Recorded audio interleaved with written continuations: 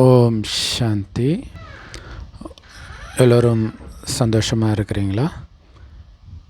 முக்தி இந்து மதத்துடைய ஒரு மிகப்பெரிய லட்சியம். இந்து மதம் மட்டும் இல்லை, இந்தியாவில் தோன்றிய எல்லா மதங்களுடைய லட்சியமும் முக்தி அடையிறது தான், பிறவா நிலை அடையிறது தான். ஸோ அப்படி முக்தி அடைவதற்கு என்ன பண்ணணும்? கன்ஃபார்மாக ஒரு விஷயம் பண்ணணும். அது என்னென்னா இறக்கணும் இல்லையா? இறந்த பிறகு தான் முக்தி. அந்த பாவ மன்னிப்பு பெறுவதற்கு என்ன பண்ணணும் அப்படின்னு ஒரு ஜோக்கு. பாவம் பண்ணணும் அப்படின்வாங்க. அதே மாதிரி தான் முக்தி அடையணும்னா மீண்டும் பிறக்கக்கூடாதுன்னா முதல்ல இறக்கணும். ஆனால் இறந்த பிறகு பிறப்புமா பிறக்க மாட்டோமான்னு தெரியாது இல்லையா? அது நீங்கள் உயிரோடு இருக்கும்போது செய்யக்கூடிய கர்மங்களை வைத்துத்தான் நீங்கள் மீண்டும் பிறக்கிறீங்களா பிறக்கலையா அப்படிங்கிறது இருக்குது. முக்தினா பிறவா நிலை, ஜென்ரலாக மனிதர்கள் நம்புறதுக்கு. அதுக்கு வேறு ஆழமான அர்த்தம் இருக்குது. பட் ஜென்ரலாக பிறக்கக்கூடாது, நான் முக்தி அடையணும், மோட்சம் அடையணும் அப்படின்னு சொல்லுவாங்க. ஸோ முதல்ல இறக்கணும். அப்படின்னா எப்படி இறக்கணும் அப்படிங்கிறது நிர்ணயிக்கும் நீங்கள் முக்தி அடையிறீங்களா இல்லையான்ட்டு. இந்து மதத்தில் பார்த்திங்கன்னா சொல்லுவாங்க இல்லையா, இந்த ஏகாதசி அப்போ இறந்தாங்க, இவங்களுக்கு அவ்வளோதான்ப்பா முக்தி அடைஞ்சிட்டாங்கப்பா அப்படின்ட்டு.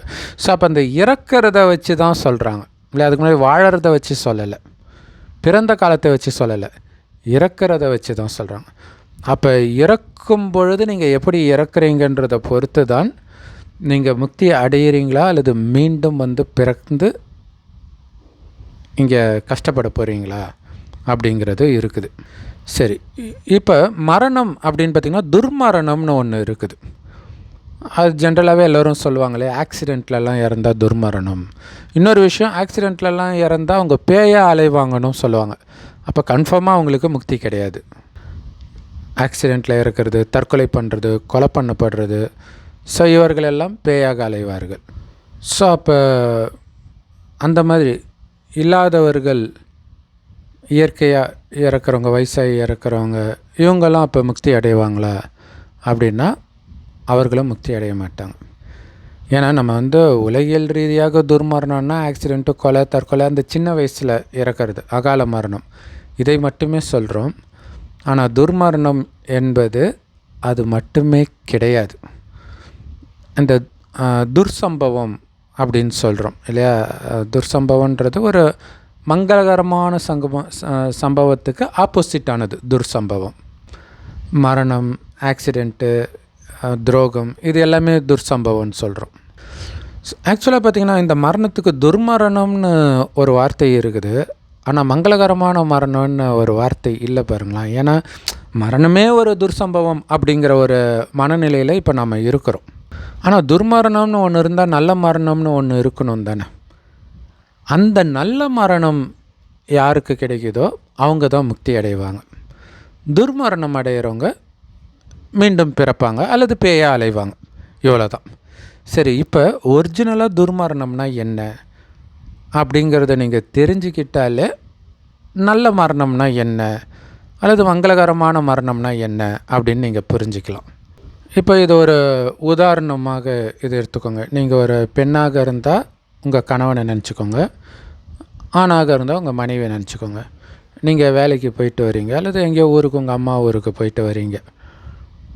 பார்த்தா வீட்டில் கணவன் இல்லை, வீட்டில் எந்த பாத்திரமுமே இல்லை, பாத்திரம், நகை எல்லாமே காலி, வீட்டையே காலி பண்ணிட்டு போயாச்சு. எப்படி இருக்கும் உங்களுக்கு? ஆஃபீஸ்க்கு போயிட்டு பார்க்குறீங்க, வீட்டில் யாருமே இல்லை, எல்லாத்தையும் எடுத்துகிட்டு மனைவி போயிட்டாங்க. ஸோ வீடு, துணி, நகை எல்லாம் காலி. இப்போ உங்களுக்கு எப்படி இருக்கும் மனநிலை? பயங்கரமாக இருக்கும் இல்லையா? இதை நம்ம துர்மரணத்தோடு ஒப்பிடலாம். ஏன்னா போனது ஒரு மனைவி மட்டுமே அல்லது ஒரு கணவன் மட்டுமே, அதுக்கே உங்களுக்கு இந்த வலி இல்லையா? மற்றபடி உங்கள் கூட பிறந்தவங்க உங்கள் கூட தான் இருக்கிறாங்க, அப்பா அம்மா இருக்கிறாங்க, குழந்தைங்க இருக்கலாம், மற்ற அந்த வீடு இருக்குது இல்லையா? இவ்வளோ விஷயம் இருக்குது. போனது ஒன்று தான், கூட கொஞ்சம் எடுத்துகிட்டு போயிருக்கிறாங்க. அதை எடுத்துகிட்டு போனாங்கன்னு கூட விட்டுருங்களா, அவங்க மட்டுமே போனாங்கன்னு கூட வச்சுக்கோங்களாம், கன்ஃபார்மாக தெரிஞ்சு போச்சு வேறு ஒருத்தர் கூட போயிட்டாங்கன்ட்டு. அதுவே உங்களால் தாங்கிக்க முடியலன்னா இறக்கும் பொழுது உங்களதுன்னு நினைத்த எதையுமே என்னதுன்னு உங்களால் சொந்தம் கொண்டாட முடியாதுன்றது எவ்வளோ பெரிய ஷாக்காக இருக்கும்னு யோசிச்சு பாருங்கள். ஏன்னா உங்களுடைய உயிர் பூர்வ மத்தியில் நட்சத்திரம் மாதிரி ஜொலிக்குது. அதனால தான் இங்கே போட்டு வைக்கிற பழக்கம் இருக்குது. அதை தான் ஆத்மான்றோம். அது உடம்பை விட்டு வெளியில் வர்றது தான் மரணம்னு சொல்கிறோம். அதுக்கு வெளியில் வரும்போது அந்த ஆத்மாவில் தான் மனம் புத்தி இருக்குது. சயின்ஸ் சொல்கிற மாதிரி பிரெயின்லலாம் கிடையாது. அப்படி பிரெயினில் இருந்தால் பேயாக வந்து எப்படி கரெக்டாக எல்லாத்தையும் ஞாபகம் வச்சு சொல்லுது? பிரெயினை தான் எரிச்சாச்சு இல்லையா? ஸோ அப்போ அதுக்கு எல்லாமே ஞாபகம் இருக்கும். எதுவுமே உங்கள் மனைவி என்னதுன்னு நீங்கள் சொந்தம் கொண்டாட முடியாது, சொத்து எதையுமே சொந்தம் கொண்டாட முடியாதுன்றதை விட பெரிய ஷாக்கு ஒரு மனிதனுக்கு இருக்க வாய்ப்பே கிடையாது. மரணத்தின் பொழுது அந்த ஷாக்கு வரும். அதாவது அவர் போயிட்டாரேன்ட்டு இங்கே வீட்டில் அழுகுறாங்களே, அவங்களுக்கும் ஒரு ஷாக்கு தான். ஆனால் போனது ஒருத்தர் தான். ஆனால் அவரை பொறுத்த வரைக்கும் எல்லாமே காலி. அப்போ எப்படி இருக்கும்? எவ்வளோ பெரிய ஷாக்காக இருக்கும். இங்கே ஒரு ஷாக்கு வெளியில் வந்த பிறகு. ஸோ சிலர் கொஞ்ச நேரம் வெளியில் இருக்கலாம், சிலர் டக்குன்னு போய் ஜென்மம் எடுப்பாங்க. இன்னொரு தாயின் கர்ப்பத்தில் பிரவேசம் ஆகிடுவாங்க. கர்ப்பமாகி 4 மாதம் அந்த ஒரு பிண்டம் உருவாகி இருக்கும் இல்லையா, அதில் பிரவேசிக்கும். அதுக்கப்புறம் தான் அந்த கை கால் மூமெண்ட்ஸ்லாம் வருது. அப்போ அதுக்கு இன்னும் செம ஷாக்காக இருக்கும். என்னடா திடீர்னு ஒரு இடத்துல வந்து மாட்டிக்கிட்டோம். அது வரைக்கும் என்ன ஆட்டம் ஆடிருப்போம், என் பணம் என் சொத்தை நான் சம்பாரிச்சேன்டா, என்னடா அது எத்தனை தடவை வந்திருக்கும் அந்த வார்த்தை இல்லையா? இப்போ ஒரு ஜெயிலு, அதில் ஒரு குட்டி குழந்தை டெவலப் கூட ஆகலை, கையை காலை அசைக்க முடியாது. அந்த மாதிரி ஒரு தொட்டிக்குள்ளே போட்ட மாதிரி தண்ணிக்குள்ளே மூழ்கின மாதிரி இருக்கிற இடத்துல சிக்கிக்கிட்டிங்கன்னா அது எவ்வளோ பெரிய தண்டனையாக இருக்கும் யோசிச்சு பாருங்கள். இதில் கொடுமை என்னென்னா எல்லாமே ஞாபகம் வேறு இருக்கும். இன்றைக்கி டாக்டர்ஸ் எல்லோரும் என்ன சொல்கிறாங்க, நாளைக்கு டெலிவரினா இன்னைய வரைக்கும் காமத்தில் ஈடுபடலாங்க, அப்போ தாங்க அது என்ன சுகப்பிரசவம் வரும்ன்ட்டு. அங்கே என்ன பண்ணுறான்றது கர்ப்பத்தில் இருக்கிற குழந்தைக்கு தெரியும். அது என்ன மாதிரி கொடுமை. அதனால தான் நிறைய பேருக்கு அந்த கனவில் வந்து டாய்லெட்டில் இருக்கிற மாதிரி துர்நாற்றம் வீசக்கூடிய இடத்துல சிக்கிட்டு இருக்கிறதெல்லாம் இதுக்கு முன்னாடி நீங்கள் கர்ப்பத்தில் இருந்த ஞாபகம் வெளில வருது. ஸோ இந்த அளவுக்கு மோசமானதெல்லாம் இப்போ தான். இதுக்கு முன்னாடிலாம் அப்படி கிடையாது. கர்ப்பம் ஆகிட்டாலே அந்த பொண்ணை தொட மாட்டாங்க. விலங்குகள்கிட்டே நீங்கள் அந்த குணத்தை பார்க்கலாம். கர்ப்பம் ஆயிடுச்சுன்னா அதுக்கப்புறம் அந்த விலங்கை வந்து அந்த இனத்துடைய ஆண் வந்து தொடாது. மனிதனுக்கும் இயல்பாக அந்த குணம் இருக்குது. ஆனால் அவன் ஒரு மயக்கத்திலே வச்சுருக்குது இல்லை இந்த உலகம். சினிமா இந்த மாதிரி டாக்டருங்க பேசுகிறது இதெல்லாம் கேட்டு, ஏன்னா உள்ளே போன அவ்வளோ பாவம் செஞ்சுருக்குறோமே, போய் தண்டனை அனுபவிக்கணும்ல, அதுக்கு தான் இதெல்லாம் நடக்குது. ஸோ அது எப்படி இருக்கும்னா, நானே நொந்து போயிருக்கிறேன், ஏன்டா என்னை படுத்துறீங்கன்ற மாதிரி இருக்கும். எல்லாத்தையும் விட்டுட்டு வந்ததே ஒரு பெரிய ஷாக்காக இருக்கும். இதில் கர்ப்பத்துக்குள்ளே உட்காந்துட்டு காமத்தில் ஈடுபடுறதெல்லாம் ரொம்ப கொடூரமாக இருக்கும். உங்களுக்கு தெளிவாக கேட்கும் சவுண்டு. இப்போ தான் எங்கே பார்த்தாலும் கள்ளத்தொடர்பு வேறு இருக்குது, அது வேறு இருந்துச்சுன்னா இன்னும் கொடூரமாக இருக்கும். ஸோ இப்போ 2 சம்பவம் பாருங்கள். ஒரு வேலையில் இருக்கிறாங்க, ரொம்ப நல்ல சம்பளம், லட்சக்கணக்கில் சம்பளம், நல்லா ஹாயாக ஜாலியாக இருக்கிறோம். திடீர்னு ஓனர் வந்து வேலையை விட்டு நின்றுடுப்பா தம்பி அப்படின்னு துரத்துறார், எந்த காரணமும் இல்லாமல். எப்படி இருக்கும் உங்கள் மனநிலை? அந்த வருமானத்தை வச்சு நிறைய கடன் கூட வாங்கியிருக்கலாம், இல்லை ஏதோ அது அரசாங்க வேலையோ அல்லது ப்ரைவேட் வேலையோ, இப்படி இருந்தால் எப்படி இருக்கும்? அதே இன்னொன்று, ரொம்ப சம்பளமே கம்மி, கடுமையான வேலை.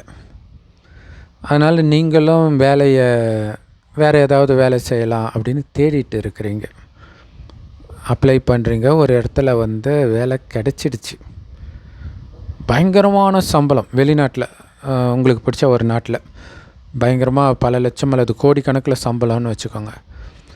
இப்போ உங்களுக்கு இதை எப்படி போய் நம்ம முதலாளிகிட்ட சொல்கிறதுன்னு ஒரு தயக்கம். ஆனால் ஏதோ ஒரு காரணத்தினால முதலாளி வந்து அதே மாதிரியே, நீ இங்கே வேலைக்கு வர தேவையில்ல, உன்னெல்லாம் இங்கே வச்சுட்டு இருக்க முடியாது, நீ போ அப்படின்னு வேலையை விட்டு துரத்துறாரு. இப்போ உங்களுக்கு எப்படி இருக்கும்? செம்ம சந்தோஷமாக இருக்கும். ஒரே சம்பவம் தான், அங்கேயும் துரத்துறாங்க இங்கேயும் துரத்துறாங்க. ஆனால் அங்கே துக்கத்தை கொடுத்த அதே சம்பவம் இங்கே உங்களுக்கு சந்தோஷத்தை கொடுக்குது. ஒரு விதத்தில் பைபிளில் உங்கள் துக்கம் சுகமாக மாறுன்றதுக்கு அர்த்தமே இது தான்.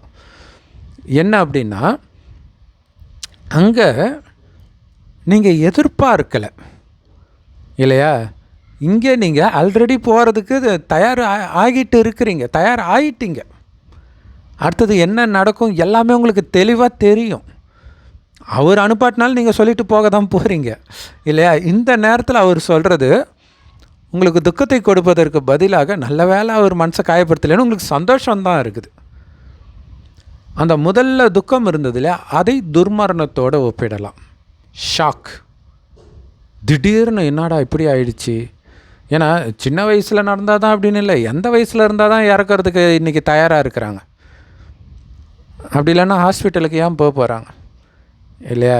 கிட்னி போனாலும் மாற்றிட்டாவது உயிரோடு இருக்கணும், கேன்சர் வந்தாலும் எப்படியாவது உயிரோடு இருக்கணும், இப்படி போராடுறானே. மனிதனுக்கு போக ஆசையே கிடையாது. அந்த காலத்தில் 40 வயசு ஆகிடுச்சினாலே குருமார்களை தேடி காட்டுக்கு போயிடுவாங்க முக்தி வேணும்ன்ட்டு. இப்போ எத்தனை வயசானாலும் போகிறதும் கிடையாது. குழந்தைங்களுக்கு சொத்தை கூட எழுதி கொடுக்க மாட்டாங்க. அதெல்லாம் நான் போனதுக்கப்புறம் நீங்கள் எங்கேயாவது அடிச்சுக்கிட்டு சாவுங்கடா அப்படின்ட்டு. அப்படி ஆயிடுச்சு இன்றைக்கி மனநிலை. அதை ஏன் சொல்கிறேன்னா, எந்த வயசில் இறந்தாலும் அவங்களுக்கு இப்போ ஷாக்கு தான். ஏன்னா இன்றைக்கி திரும்புகிற பக்கமெல்லாம் டைவர்ஸ் ஆகி குழந்தைங்க வீட்டுக்கு வந்து பேர குழந்தைய அப்பா அம்மா பார்த்துக்கிற மாதிரி நிலை வந்துடுது எவ்வளோ வயசானாலும். ஸோ அந்த ஒரு கவலை, ஐயோ குழந்தை நிலைமை இப்படி ஆயிடுச்சு, இந்த ஒரு எண்ணத்திலேயே வேறு இருப்பாங்க. ஸோ இது இல்லாமல் சின்ன வயசுலேயே இறக்குறாங்க அப்படின்னா, ஐயோ நம்ம இறந்துட்டோம், நம்ம மனைவி நிலைமை என்ன ஆகும், குழந்தை நிலைமை என்ன ஆகும், அனாதையாக விட்டுமே, அது பயங்கர ஷாக்காக இருக்கும். இந்த ஷாக்கு எல்லாருக்குமே இருக்கும். பட் யாருக்கு ரொம்ப கம்மியாக இருக்கும் அப்படின்னா, பிச்சைக்காரங்க இருக்கிறாங்களே, அவங்களுக்குன்னு எதுவுமே இல்லை இல்லையா? அவங்களுக்கு அது ஒரு பெரிய ஷாக்காக இருக்காது. ஆனால் அடுத்தது என்ன பண்ணணுன்னு தெரியாது, அது வேறு விஷயம். ஆனால் ஷாக்கு இருக்காது அந்த அளவுக்கு. ஏன்னா அவங்கள நம்பி யாரும் கிடையாது, அவங்க எதையும் இழக்கலை. ஸோ அதே மாதிரி எப்படா இறப்போன்னு நினைக்கிறவங்க இருக்கிறாங்க. பயங்கரமான நோய் இருக்குது, அல்லது ஒரு பெரிய டார்ச்சரான ஒரு சூழ்நிலையில் சிக்கிக்கிட்டாங்க. அந்த மாதிரி இருக்கிறவங்களுக்கு மரணம் வந்து அந்த அளவுக்கு பெரிய ஷாக்காக இருக்காது. இப்போ யாருக்கு கொஞ்சம் கூட ஷாக்கே இருக்காது அப்படின்னா, மரணத்துக்கு அப்புறம் என்ன நடக்கும் அப்படின்னு தெளிவாக தெரிஞ்சுட்டு அதுக்கு தன்னை தயார்படுத்திக்கிறவங்களுக்கு ஷாக்காக இருக்காது. ஆனால் ஷாக்காக இருக்கிறது மட்டும் இல்லாமல் இருக்கிறது மட்டும் இல்லை, சந்தோஷமாகவும் யாருக்கு இருக்கும் அப்படின்னா, மரணத்திற்கு பிறகு என்ன உண்மையிலே நடக்கும்னு தெரிஞ்சிட்டு. ஏன்னா அதுக்கு பிறகு ஒரு இந்த பேரடைஸ் லாஸ்ட்டுன்ட்டு ஒருத்தர் மில்டன்றவர் எழுதியிருப்பார். மரணத்தை பற்றி ஏன் கவலைப்படணும், எப்படி இரவு அதாவது பகல் முடிந்து இரவு வரும்போது ஐயோ என்ன ஆகிடுமோன்னு மனிதன் பயந்துருப்பான். ஏன்னா அவங்க ஆதாம் காலத்து கதையை நம்புகிறவங்க இல்லையா? ஸோ முதல் மனிதன் திடீர்னு இருட்டு வரும்போது பயந்துருப்பான். அப்புறம் நிலவு நட்சத்திரம் பார்க்கும்போது நல்லா இருந்துச்சு. அதேமாதிரி மரணத்துக்கு அப்புறமா ஏதோ ஒன்று இருந்திருக்கும் அப்படின்ட்டு அவர் சொல்லியிருப்பார். ஏதோ ஒன்று இருக்கலாம் இல்லை அப்படிங்கிற மாதிரி. இங்கே ஏதோ ஒன்று இல்லை, இங்கே தெளிவாக இதுதான் இருக்குது அப்படின்னு சொல்கிறதுக்கு தான் இந்த பூமிக்கு கடவுள் வராரு. எப்போ வராரு? எல்லா மதத்துலேயும் இறுதியில் வருவாருன்னு தான் இருக்கும். கடவுள் யாருன்னு தெரியாதனால இயேசு வருவார், கிருஷ்ணர் வருவார்னு சொல்லுவாங்க. ஆனால் வர்றது இவங்கெல்லாம் கிடையாது. ஏன்னா இவங்கெல்லாம் தாயின் கர்ப்பத்தில் பிறந்த மனிதர்கள், உயர்ந்தவர்கள், இருந்தாலும் மனிதர்கள். ஆனால் தாயின் கர்ப்பத்தில் ஒருபொழுதும் பிறக்காத கடவுளே இந்த பூமிக்கு கலியுகம் அழிவதற்கு 100 வருடம் முன்பு ஒரு வயோதிகர் உடலுக்குள்ளே பிரவேசிக்கிறார். எங்கேருந்து வரார்? செம்பொன் நிறமான ஒளி உலகத்தில் நட்சத்திரம் மாதிரி ஜொலிக்கிறார் அவர். ஆத்மாக்களாகி நாமளும் அங்கே தான் இருந்தோம் அப்படிங்கிற ரகசியத்தை அவரே வந்து சொல்லி தான் நமக்கு தெரியும். அடுத்து ஒரு ரகசியத்தை சொல்கிறார். இந்த பூமி முதலாக சொர்க்கமாகத்தான் இருந்தது. பைபிள் குரானில் சொர்க்கத்தை படைத்தார், ஆதாம் ஏவாளை படைத்தார், இதெல்லாம் ஒன்றுமே கிடையாது. இதே பாரத பூமி தான் சொர்க்கமாக இருந்துச்சு. அவங்க சொல்கிற ஆதாம் ஏவாள் சொர்க்கத்தில் வாழ்ந்தவர்களைத்தான் இந்துக்கள் இன்றைக்கி கோயில் கட்டியே கும்பிட்டுட்டு இருக்கிறோம். காரணம் என்னென்னா, அவங்க கடவுளுக்கு ஈக்குவலாக பரிசுத்தமாக இருப்பாங்க. லக்ஷ்மி நாராயணன், ராமர், சீதை இவங்கெல்லாம் சொர்க்கத்தில் வாழ்ந்தவர்கள், கடவுள் கிடையாது. ஆனால் கடவுளுக்கு ஈக்குவலாக பரிசுத்தமாக இருப்பாங்க. காமம், கோபம், பற்று, பேராசை, அங்கர்னா என்னன்னே தெரியாது, அவ்வளோ பரிசுத்தமாக இருப்பாங்க. ஸோ அப்படி இருந்தவர்கள் தான் மறுஜன்மம் எடுத்து இதே பூமி நரகமாகுது 2500 வருஷம் கழிச்சு. முதல் 2500 வருடம் சொர்க்கம், அடுத்த 2500 வருடம் நரகம். ஏன்னா மனிதனுடைய புத்தியில் வந்து விஷம் வந்துடுச்சு, காமம், கோபம், பற்று, பேராசை, அகங்காரன்ட்டு. இந்த விஷம் வந்த பிறகு தான் அவனுக்கு துக்கமும் வருது இல்லையா? பாவம் செஞ்சால் கண்டிப்பாக தண்டனை கிடைக்கும். அப்போ தான் கடவுளை தேடி அப்போ தான் மதங்கள் எல்லாம் உருவாகுது. ஸோ இருந்தாலும் மதங்களை மனிதன் தான் உருவாக்குறான், கடவுள் உருவாக்கலை. கடவுள் ஒருத்தர் தான் இறுதியில் வரார். அவரை தான் சிவன் இந்துக்களும் அல்லாஹ் பரமபிதான் மற்ற மதத்துலையும் சொல்கிறாங்க. கடவுள் ஒருவர். அவர் இது வரைக்கும் வந்ததும் கிடையாது, எந்த மதத்துக்கும் அவருக்கும் சம்மந்தமும் கிடையாது. அப்படி இருந்தால் ஏன் ஒரு மதம் இன்னொரு மதம் அடிச்சிக்க போகிறாங்க? ஸோ கடவுள் வருவது மதத்தை உருவாக்கல்ல, மதங்களற்ற உலகத்தை, சொர்க்கத்தை மீண்டும் உருவாக்க ஒவ்வொரு 5000 வருட இறுதியிலும் இறைவன் வந்து இந்த பூமியை சொர்க்கமாக்கிட்டு போகிறது தான் அவருடைய வேலையே. அந்த சொர்க்கம் எப்படி இருக்கும் அப்படின்னா, இங்கே எதெல்லாம் துக்கம் கொடுக்குதோ அது எதுவுமே அங்கே இருக்காது. இங்கே மனிதர்கள்லாம் துக்கம் கொடுக்குறாங்க, அப்போ மனிதர்களே இருக்க மாட்டாங்களா? மனிதர்கள் இருப்பாங்க, துக்கம் கொடுப்பவர்களாக அவங்க இருக்க மாட்டாங்க. ஏன் சிங்கம் புலி கூட உங்களுக்கு துக்கம் கொடுக்காது. நாய்க்குட்டி இப்போ நாய் கூட துக்கம் கொடுக்குது இல்லையா? அங்கே வந்து அவ்வளோ ஆனந்தமாக இருக்கும். சிங்கமும் பசும் ஒன்றா தண்ணி குடிக்கும்னு பைபிள் குரானில் கூட இருக்கும். அந்த மாதிரி உலகம், தங்க செங்கற்களால் கட்டப்பட்ட மாட மாளிகையில் இருப்போம். அப்போ செல்வத்திற்கும் குறை கிடையாது. 150 வருடம் சராசரி ஆயுள். முன்ன பின்ன ஒரு வருடம் தான் டிஃப்ரென்ஸ் வருமே தவிர, அந்த 20 வயதில் இறக்கிறது, 10 வயதில் இறக்கிறது, 40 வயதில் இறக்கிறது, 50, 60, 70, 100, அந்த 150 அதுதான் ஆவரேஜ். துர்மரணம், திடீர் மரணமே கிடையாது, ஆக்சிடெண்ட் கிடையாது, நோய், சின்ன தலைவலி கூட இருக்காது. மனிதர்களுக்குள்ளே அந்த கெட்ட குணமே இருக்காது. காமம்னா என்னென்னே தெரியாது. கணவனும் மனைவி நமக்கு ஒரு வாரிசு வேணும்னு நினைக்கும் போது மனைவி கர்ப்பமாவாலே தவிர இப்போ இருக்கிற மாதிரி காமத்தினால் கிடையாது. அந்த மாதிரி உலகத்துக்கு நாம் இப்போ போக போகிறோம் அப்படின்னு சொல்லி அழைச்சிட்டு போகிறதுக்கு தான் கடவுள் வரார். அப்போ எங்கே போகிறோன்னு தெரியணும்ல இல்லையா? ஏன்னா இங்கே வந்து இது துக்கம் நிரம்பிய உலகம், அதனால் பிறக்கக்கூடாதுன்னு நினைக்கிறோம். சுகம் இருந்தால் நம்ம அப்படி நினைக்கிறோம். எந்த குழந்தையாவது பிறக்க வேண்டாம்னு நினைக்குதா? வேணால் ஸ்கூல் இருக்கக்கூடாதுன்னு வேணால் நினைக்கும். ஏன்னா அது மட்டும்தான் அதுக்கு டார்ச்சர். ஆனால் வளர வளர எல்லாமே டார்ச்சர் ஆகிடுது. ஆனால் சொர்க்கத்தில் குழந்தையாக இருந்தாலும் சரி, இளைஞனாக இருந்தாலும் சரி, வயோதிகராகவே இருந்தாலும் சரி, அந்த துக்கமே இருக்காது. காரணம் என்ன தெரியுமா? ஆத்மான்ற உணர்வுலே இருப்பாங்க. உடல்ன்ற உணர்வே இருக்காது அங்கே. ஆத்மா பூர்வ மத்தியில் நட்சத்திரம் மாதிரி ஜொலிக்குது, அதனால தான் அங்கே பொட்டு வைக்கிறோம். ஸோ ஆத்மா தான் கண் வழியாக பார்க்குது, வாய் வழியாக பேசுது, அனைத்து காரியத்தையும் உடல் கொண்டு செய்வது ஆத்மா தான். அந்த உணர்வு இயல்பாகவே இருக்கும். ஒருவரை ஒருவர் ஆத்மாவாகத்தான் பார்ப்பார்களே தவிர உடலின் பக்கமே அவங்களுடைய கவனம் போகாத காரணத்தினால சரீர கவர்ச்சியில் மயங்க மாட்டாங்க. அதனால் ஆண்களும் பெண்களும் அவ்வளோ அழகாக இருந்தாலும் சின்ன சலனம் கூட ஆகாது. அந்த மாதிரி உலகம் தானே இருக்கணும்னு ஆசைப்படுறோம் இல்லையா? அந்த மாதிரி தான் இருந்தது உலகம். அந்த மாதிரி உலகம் மீண்டும் வரப்போகுது. அங்கே போகணுன்னா நீங்கள் அந்த குணத்தை இப்போ நிரப்பிக்கணும். ஏன்னா குணத்தை தான் ஆத்மா அடுத்த ஜென்மத்துக்கு எடுத்துகிட்டு போகும். இன்றைக்கி நிறைய பாலியல் குற்றங்கள் நடக்கிறதுக்கு காரணம் என்ன? முன் ஜென்மத்தில் காமத்திலே மூழ்கி இருந்தது. இப்போ இன்டர்நெட்லாம் வேறு வந்துடுச்சு. அதனால் காமம், மற்ற போதை பழக்கங்கள் எல்லாத்துக்கும் அடிமையாகிறாங்க. இது அப்படியே இன்னொரு ஜென்ரேஷன் போனால் என்ன ஆகும் உலகம்? யோசிச்சு பாருங்கள். ஸோ அதை முடிக்கிறதுக்கு தான் வரார், சொர்க்கமாக மாற்றுறதுக்கு ஞானத்தை கொடுக்குறார். ஆனால் எல்லோரும் எடுக்க போகிறது கிடையாது. கோடியில் சிலர் தான் எடுப்பாங்க. ஏன்னா பைபிள் குரானில் சொல்லப்பட்ட மாதிரி சொர்க்கத்தில் மிக சொற்பமானவர்களே வருவார்கள். ஆனால் உங்களுக்கு அந்த டவுட்டே தேவையில்லை. இந்த வீடியோ இவ்வளோ நேரம் பார்த்திங்கன்னா சத்தியமாக சொர்க்கத்தில் வாழ்ந்த தேவதையாக இருந்திருந்தால் மட்டுமே இந்த ஞானம் உங்களுக்கு புரியும். ஏன்னா அந்த தேவதைகளுக்குத்தான் மீண்டும் இந்த ஞானம் கிடைக்கும். மீண்டும் அவர்கள்தான் சொர்க்கத்திற்கும் வருவார்கள். ஸோ இன்றைக்கி மனிதர்கள் வந்துச்சா, எனக்கு இந்த மாதிரி அப்பா அம்மா இருக்கக்கூடாதா, இந்த மாதிரி கணவன் அல்லது மனைவி இருக்கக்கூடாதா, இந்த மாதிரி குழந்தை, இந்த மாதிரி கூட பிறந்தவங்க, இந்த மாதிரி நட்பு இருக்கக்கூடாதான்னு ஏங்குறாங்க தெரியுமா? அந்த மாதிரி பர்ஃபெக்டான அப்பா அம்மா, கணவன் மனைவி, குழந்தையெல்லாம் சொர்க்கத்தில் தான் இருப்பார்கள். ஸோ ஆக்சுவலாக அப்படி இருந்து தான் நம்ம மறுஜென்மம் எடுத்து இப்போ அனைத்தையும் இழந்து வந்திருக்கிறோம். நாம் தான் அப்படி இருந்தோம். அப்போ இதில் அதிகபட்சமாக 84 பிறவி எடுப்போம் இந்த 5000 வருடத்தில். அந்த 84 பிறவியில் அங்கே சொர்க்கத்தில் இருக்கிற எல்லாருமே, அங்கேயே 21 பிறவி எடுப்போம். ஸோ எல்லாருமே நல்லா தான் இருப்பாங்க. ஆனாலும் ரொம்ப பக்காவாக இருக்கிறவங்க ஆரம்பத்தில் கொஞ்சம் கொஞ்சமாக அதுக்கு சுகம் குறையும். ஆனால் துக்கம் இருக்காதுன்னா சொர்க்கத்தில். நரகத்தில் வரும்போது கொஞ்சம் கொஞ்சமாக துக்கமும் அதிகமாகுது. அப்போ அதாவது மகாலட்சுமி மாதிரி பொண்ணு வேணுன்றாங்க. மகாலட்சுமியே அங்கே மனைவியாக வருவாங்க, மகாவிஷ்ணுவே அங்கே கணவனாக வருவாங்க. நீங்கள் மகாலட்சுமியாக மாறினீங்கன்னா. ஸோ அதற்கு உங்கள் குணத்தை மாற்றிக்கணும்.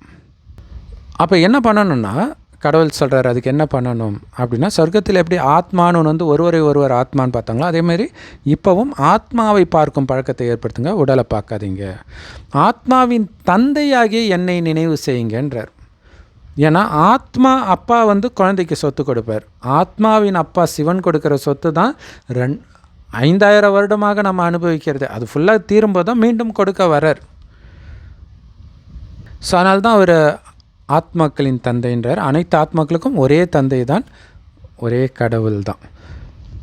அப்போ அவரை மட்டுமே நினைவு செய்து செய்து இங்கே இருக்கிற அத்தனையும் மறக்கணும். ஏன்னா எல்லாருமே நீங்கள் ஆத்மான்னு பார்க்கும்போது இருக்கிறதுலே பெஸ்ட் ஆத்மா பரமாத்மா சிவன் தான். அப்போ அவரை தான் நீங்கள் நினைக்க போகிறீங்க இல்லையா? ஸோ அப்போ அவரை நினச்சிக்கிட்டே எல்லா காரியத்தையும் செய்யணும். ஏன்னா மரணம் எப்போ வேணாலும் வரும். மரணம் மட்டும் இல்லை, இப்போ இருக்கக்கூடிய பிரச்சனைகளே தாங்கிக்கக்கூடிய சக்தி இல்லாததுக்கு காரணம் ஆத்மாவில் சக்தி இல்லை. இறைவனை நினைக்க நினைக்க அந்த சக்தியும் வரும்.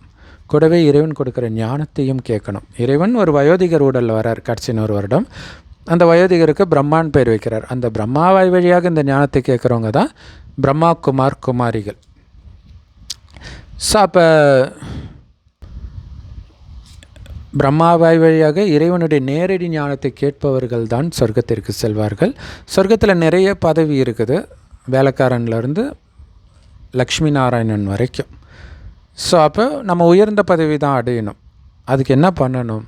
அப்படி நான் இருந்தேன், மீண்டும் ஆக போகிறேன், அப்படி என்னை ஆக்கிறதுக்காக என்னுடைய அப்பா சிவன் வந்திருக்கிறாரு அப்படின்னா அவருடைய நினைவிலே உங்களையும் ஆத்மானு வந்து பரமாத்மாவை செம்பொன்னரமான ஒளி உலகத்தில் நட்சத்திரம் மாதிரி சதா நினைவு பண்ணிக்கிட்டே இருக்கணும். அவர் கொடுக்குற ஞானம் தான் முரளின்னு சொல்கிறோம். எல்லா பிரம்மகுமாரிகள் ராஜயோக தியான நிலையத்திலும் முற்றிலும் இலவசமாக கிடைக்குது. யூடியூப் வெப்சைட்ஸ்லையும் இருக்குது. அதோடைய லிங்க் இந்த வீடியோக்கு டிஸ்கிரிப்ஷனில் கொடுக்குறோம். அவசியம் பார்த்து பயன்பெறுங்கள். அப்போ அந்த கேட்ட முரளியை நாள் முழுவதும் அசை போட்டுக்கிட்டே இருக்கணும். ரொம்ப முக்கியமானது, வெளி உலகத்து விஷயத்தை பார்த்தும் பார்க்காமல் கேட்டும் கேட்காமல் இருக்கணும். ஏன்னா அதிலேயே மூழ்கியவர்கள் அதிலிருந்து இதுக்கு வர்றதுக்கு டைம் எடுக்கும். கொஞ்சமாக அதை கட் பண்ணி இறைவன் நினைவிலேயே மூழ்க ஒரு டைமுக்கு பிறகு ரயில்வே ஸ்டேஷனில் ட்ரெயின் வந்தால் போயிடுவோன்னு வெயிட் பண்ணுறாங்க. அந்த மாதிரி உங்கள் மனநிலை வந்துடும். கடவுள் கூப்பிட்டோடனே போகிறதுக்கு நான் ரெடியாக இருக்கிறேன். ஏன்னா எனக்கு அங்கே அழகிய குடும்பம் வெயிட் பண்ணிகிட்டு இருக்குது. 5000 வருஷம் கழிச்சு என் குடும்பத்தை பார்க்க போகிறேன். அந்த போதையில் இருப்பீங்க. வெளிநாட்டில் கோடி ரூபாய் வேலையெல்லாம் ஏமாத்திரம். அங்கேயும் வேலை பண்ணாதானே காசு. அமெரிக்காவில் துரத்திலாம் அனுப்புகிறாங்க இல்லையா? அங்கே ஊரே சொர்க்கம், தங்க வைடூரியம் கொட்டி கிடக்கும், அளவற்ற செல்வம், எண்ண முடியாதுன்றார். 2000 வருஷம் அது மட்டும் இல்லை, நரகமாக மாறும்போது கூட செல்வம் வந்து டக்குன்னெலாம் காலியாகாது. இப்போ இந்த ஜென்மத்தில் தான் நம்ம இந்த ஏழ்மையெல்லாம் பார்க்குறோம். இது வரைக்கும் நம்ம பார்த்தே இருக்க மாட்டோம். அப்போ எவ்வளோ பெரிய சந்தோஷம் யோசிச்சு பாருங்கள். அந்த மாதிரி நான் உலகத்துக்கு போகிறேன், அந்த நினைப்பிலேயே மூழ்கி இருப்பவர்களுக்கு உடலை விட்டு உயிர் எப்போ பிரிந்தாலும், அது ஆக்சிடெண்ட்டில் பிரிந்தாலும் சரி, எப்படி தற்கொலையெல்லாம் பண்ண மாட்டோம். ஏன்னா முயற்சி பண்ணணும்ல. பைத்தியக்காரங்க தான் தற்கொலை பண்ணுவாங்க. ஏன்னா முயற்சி பண்ணுற நேரத்தில் விட்டோன்னா அந்த தற்கொலை பண்ணால் முடிஞ்சு போச்சா வாழ்க்கை? கிடையாது இல்லையா? என்ன பிரச்சனைக்காக ஒருத்தர் ஒரு ஆணோ பெண்ணோ தற்கொலை பண்ணுறாங்களோ அந்த பிரச்சனையும் முடியாது. அது வேறு ரூபத்தில் இதை விட பயங்கரமாக விஸ்வரூபம் எடுத்து உங்கள் முன்னாடி அடுத்த ஜென்மத்தில் வந்து நிற்கும். உங்களுக்கோ பலமும் கிடையாது. கட்சியில் பேயாவது அலைவீங்க. அது எவ்வளோ பெரிய கொடுமை இல்லையா? ஸோ மற்றபடி இன்னும் கேட்டிங்கன்னா ஆக்சிடெண்ட் அந்த மாதிரி துர்மரணம் கூட பெரும்பாலும் நடக்காது. அப்படி ஒரு வேளை நடக்கிறதுல சிக்கிறீங்கன்னா ஆல்ரெடி நீங்கள் அதுக்கு தயாராகி இருந்தால், அதாவது இறைவனுடைய வழிப்படி நடந்தால், அதுதான் ரொம்ப முக்கியமான விஷயம். நடந்தால் உங்களுக்கு அது நடக்காது, அந்த மாதிரி துர்மரணம் வராது. அது நீங்கள் எந்தளவுக்கு இறைவன் நினைவிலே இருக்கிறீங்க அப்படிங்கிறத பொறுத்து.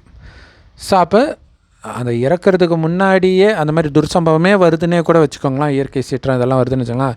அதுக்கு முன்னாடியே நீங்கள் இறைவன் நினைவிலிருந்து உயிர் பிரிந்த பிறகே அது வரும். ஸோ அப்போ உங்களுக்கு ஷாக் ஆகாது. ஏன்னா உங்களுக்கு தெளிவாக தெரியும், வெளில வந்தோடனே வேறு எந்த நினைப்பும் இருக்கக்கூடாது.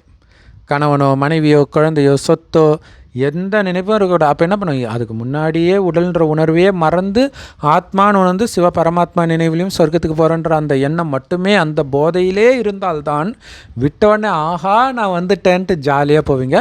அது இப்போவே அதற்கான ஒரு ஏக்கம் வர அளவுக்கு நீங்கள் நினைக்கணும்.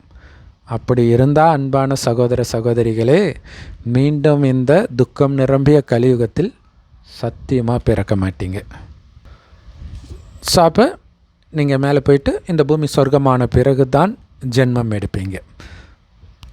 So born with a silver spoon வாங்க, born with a golden spoon. அங்கே அந்த சொர்க்கத்தை தான் கோல்டன் ஏஜ், தங்க யுகம்னு சொல்கிறோம். ஸோ அங்கே பிறப்போம்.